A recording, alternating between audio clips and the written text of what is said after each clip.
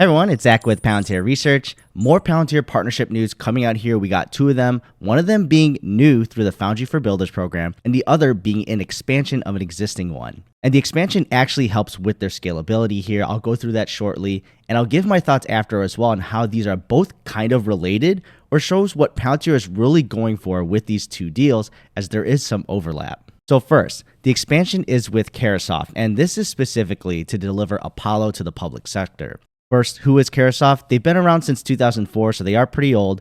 Think of them as an implementer of IT solutions, working with vendors, but specialized on the government side. So back to the deal though, Carahsoft will be working as a distributor for Palantir's Apollo platform through these different routes noted through the government.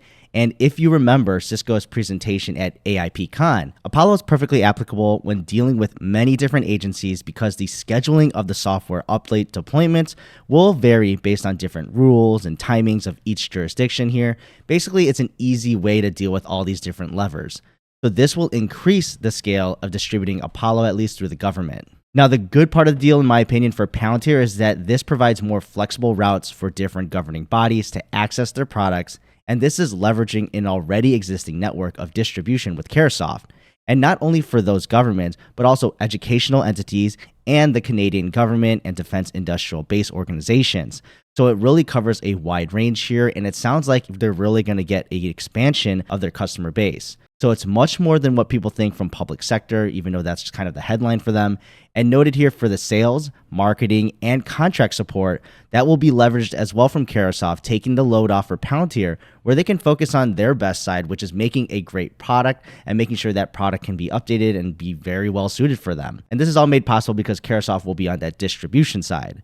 So we'll still have to see how this is executed, but even if at the expense of some margin, I think the distribution on an already existing network may be worth it here for Palantir. Now, the rest of the article closes out, gives examples on how Apollo has helped the Navy, but I think it's important to note they also let anyone know the out-of-the-box capability of Apollo can work with their FedStart program, which is to help convince non-IL certified companies also to implement and use their own products and win government contracts if they do so through the security of Palantir.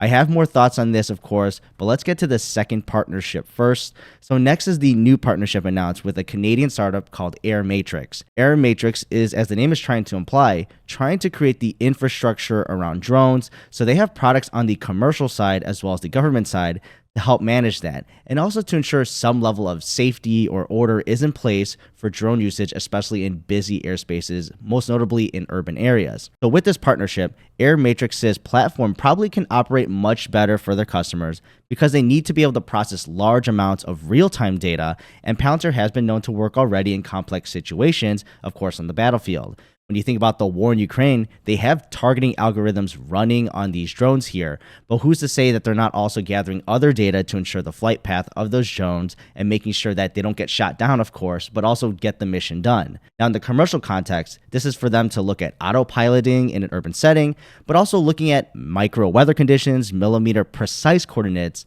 accurate maps, uplink and download speeds, and EM interference, radar and interference, all of those just to name a few, but there's a lot of things at play when riding a drone, especially in a busy area.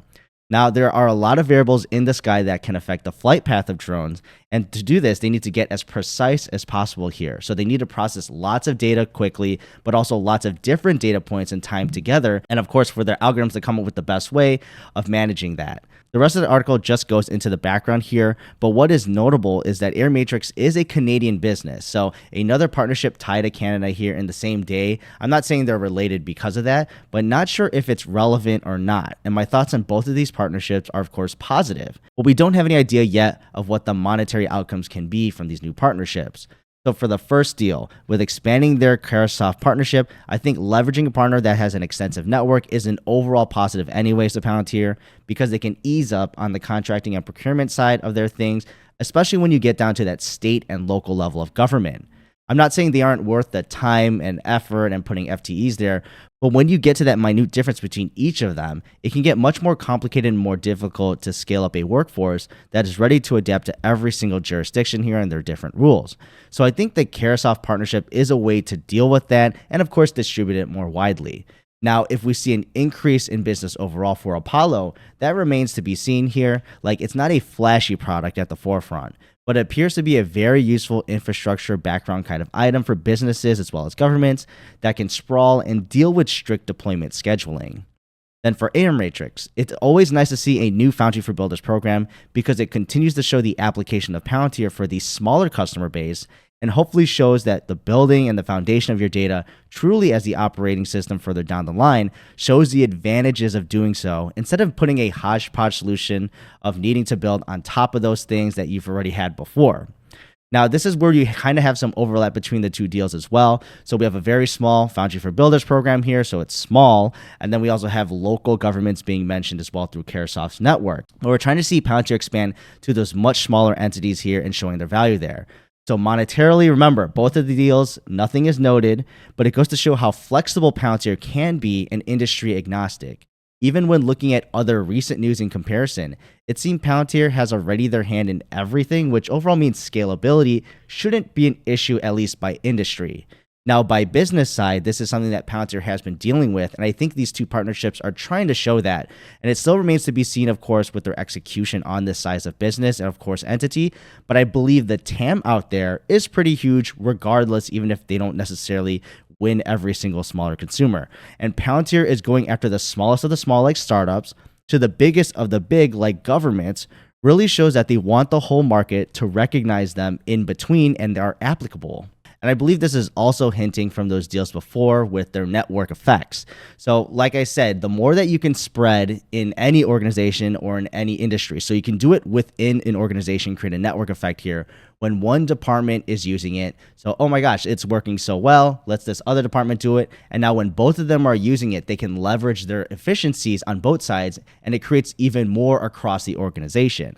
Now, if you do that between your competitors or at least industry, then you're going to say, let's say for an airlines, for example, you're able to get that efficiency out of everyone there and then you can coordinate much better and then the overall industry wins. Now, when you expand below you, so vertically, I've talked about this before. So just because all your competitors are using it, now you're going to have all the customers of everyone and then you're going to have all the distributors of everyone or all the other inputs and outputs.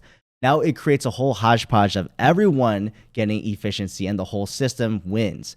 So this is where Palantir really can play a role in their network effects, at least on the government side. Now, if they're going to get to the small governments between local and then they get to state and then they get to, of course, the federal government, they've been doing more widely already. Now, it seems some level of coordination can be at play at some point. Now, of course, this is much more speculative. I'm just guessing here. But one of the issues is when governments are trying to work together.